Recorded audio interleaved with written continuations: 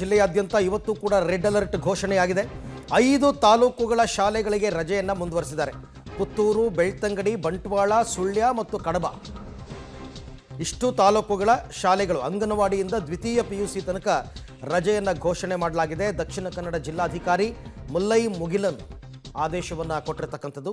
ಪುತ್ತೂರು, ಬೆಳ್ತಂಗಡಿ, ಬಂಟ್ವಾಳ, ಸುಳ್ಯ, ಕಡಬ, ಯಾಕೆಂದರೆ ಈ ಪ್ರಮುಖವಾದ 5 ತಾಲೂಕುಗಳಲ್ಲೇ ಮಳೆ ಹೆಚ್ಚಾಗಿರ್ತಕ್ಕಂಥದ್ದು. ಮತ್ತು ಇವತ್ತು ಕೂಡ ರೆಡ್ ಅಲರ್ಟ್ ಮುಂದುವರೆದಿದೆ.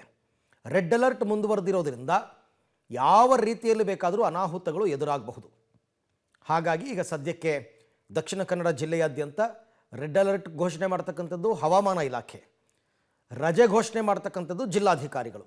ಈಗ 5 ತಾಲೂಕುಗಳಲ್ಲಿ ಅಂಗನವಾಡಿಯಿಂದ ದ್ವಿತೀಯ PUC ತನಕ ಡಿಗ್ರಿ ಕಾಲೇಜಸ್ ಎಲ್ಲ ಆಪ್ರೇಟ್ ಆಗುತ್ತೆ.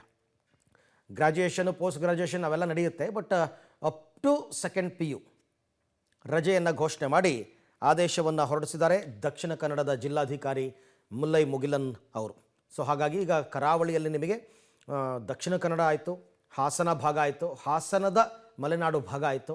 ಏನೇನು ಸಮಸ್ಯೆ ಆಗಿದೆ, ಯಾವ ರೀತಿ ಆಗಿದೆ ಅಂತಕ್ಕಂಥದ್ದಕ್ಕೆ ಸಂಬಂಧಪಟ್ಟಂತೆ ಮಾಹಿತಿಯನ್ನು ಕೊಡ್ತಾ ಇದ್ದೀವಿ. ಸ್ವಲ್ಪ ಹುಷಾರಾಗಿ